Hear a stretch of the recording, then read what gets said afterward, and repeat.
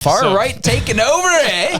Holy jumping. It's taking over America, taking over Canada, now it's taking over Italy and taking over France. Oh, babe, big election happening over there. Yeah, so if you remember, Macron was like, you know what? We're going to have an election, and calls a snap election. And so they actually have their election in stages. And I'm not quite 100% familiar with how their electoral system is set up, but I know that they actually have multiple voting stages where they actually push people forward based on how many votes they get in the different stages. Mm-hmm. And so they just had their first round. So this first round of legislative elections saw Marine Le Pen, who is the leader of the quote unquote far right National Rally. That's the name of their party. Okay. So she's a French lawyer and politician, and she ran for French presidency in 2012, 2017, and 2022. Oh, she's like Hillary Clinton. Yeah, she's going for it again. So she's going for it again. And so right now they have 88 seats in French Parliament. They're projecting them to have 220 to 260, which is going to be a substantial increase. Wow. So that would bring them closer to what their majority number is 289 seats in the French Parliament, which would mean that even if they don't get the majority, they would still have to form like a cooperative governance model with Macron where they co-govern. And Wild. He is not a fan of that. I can imagine. And so what I find interesting about that is like they're going, oh, this is far right politics, and I can't believe this is happening. And I saw like even friends of mine posting about it, and they're like, look, fascism has come to France finally, and all this. Finally, like, who's saying finally? That's what I want to know. Yeah. So, but what I find really interesting is that, you know, what this means is that if this person gets into power, it's going to completely change their relationship with NATO and completely change their relationship with the European Union. And I'm like, does that mean it's going to be a bad change though? Mm-hmm. And that's the part that I think everybody gets hung up on, because it's like this fear of the unknown, and you've got this massive media outlet going, it's going to be bad. And then people are like, oh my God, it's so scary. And I'm like, is it though? Because what you're seeing happening is the population there are really rebelling against the overreach of the EU, the overreach of immigration policies, the problems with their economy that are completely derived from not being able to compete in a way that serves France first. And so, and they're calling all this far right. And I'm like, I had this like come to God moment where I'm sitting there, I'm like, am I actually far right? Right. I'm looking at it. They're gaslighting you good. Yeah, because I'm like looking at this, I'm going, okay, so I started like looking up the things that would qualify them as being far right. And so they've got anti-immigration stance. I'm like, okay, well, I'm not anti-immigration, but I'm like for smart immigration because, you know, in Canada at least, we don't have the infrastructure for people. And we've said this a million times. So put that on pause for a bit. That's immediately far right, apparently. Nationalism. So they're focusing on preserving French cultural identities, their traditions, and like they're, because like what's happening too is they're having a problem where they've got a bunch of people coming in who have religious beliefs against the homosexual community, against like the very public nudity and very open way of French life that we're all familiar with, you know, nude beaches and such. That's what France is known for. But anyway, and they are very much against that, and they're trying to shut that down. And so you see the French people there going, we are French natives to this place. Like, this is where we were born. This is where we are from. And we have people coming in trying to tell us that our way of life is wrong. We're fighting against that. So that's considered far right, apparently. Cool. And then also being critical of the EU, which I already mentioned. Yeah, check. Populism. So that's, can't have that. You know, being critical of the political establishment, financial institutions, mainstream media, considering them all to be out of touch, that's considered far right. All right. We are a far right podcast. Yeah. So being tough on crime. Oh, that's also another one. That. Nope. No, not allowed that. Okay. Economic protectionism, which is another one I had mentioned. So supporting protectionist policies designed to safeguard the French economy. That is considered far right.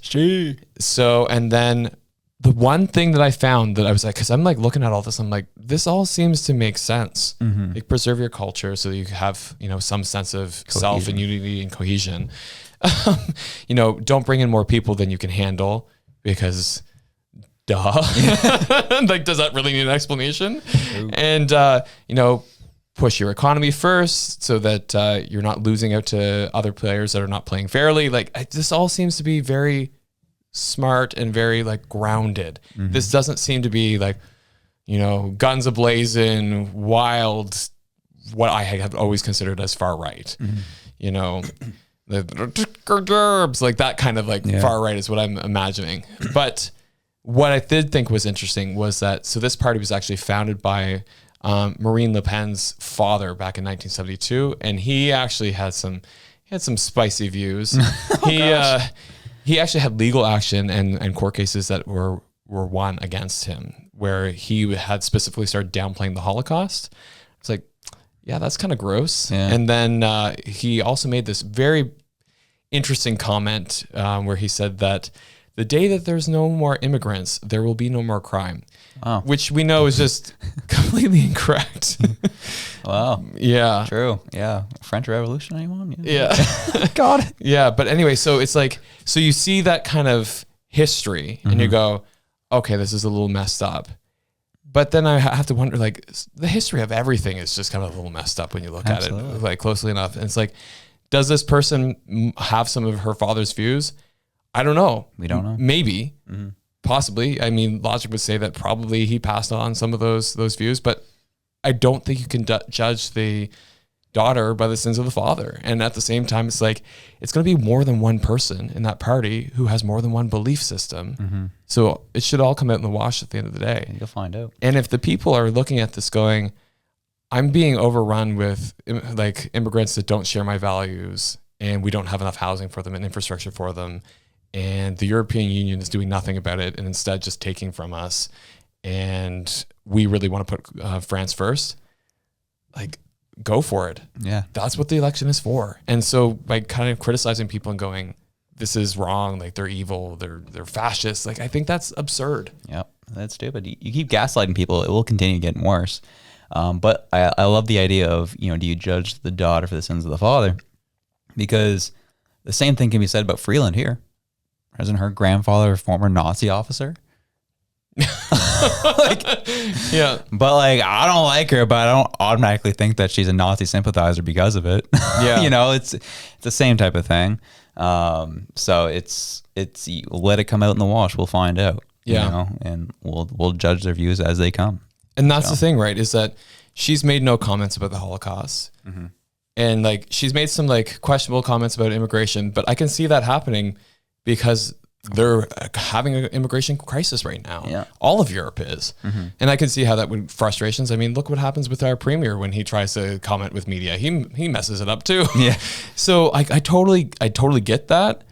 Like, nothing that I've like listened to so far has like made me go, this person is going to be Hitler 2.0. But the way you read it in the media, you'd think it would be. Yeah. And I feel like it kind of translates so well to Canada, because I feel like I feel that the same things here. It's like, we need to be smarter about our immigration. We need to be smarter about our economy and put ourselves first, and not, bending over to the US, to China and to other foreign entities. And also, we need to get our crime under control. Like, the fact that we have like cars being stolen in broad daylight, where the police are saying, just leave the keys by the door so it's safer for your car to be stolen. Like, it's absurd. So yeah, obviously people are going to go a little more right, because the left is just like, it's okay. Bunch of psychos. Yeah. Absolutely. So yeah, I couldn't agree with you more. And it's the gaslighting that continues to happen that frustrates people and then gets them, I guess, for quote, end quote, more extreme. Is because if you stop listening to them, they're going to really stop listening to you real quick. And they're going to just totally disengage with everything you're saying. Then we're going to have what we currently have.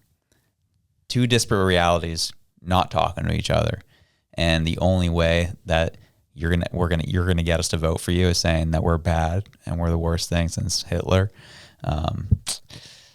That's why it's just the villainizing your people just doesn't seem to be working. Yeah, that's why we're seeing the rise of far right politics all across the world.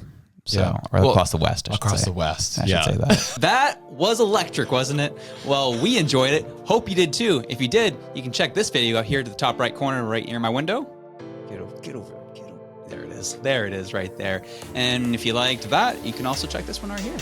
We love you. Have a good one. Peace out.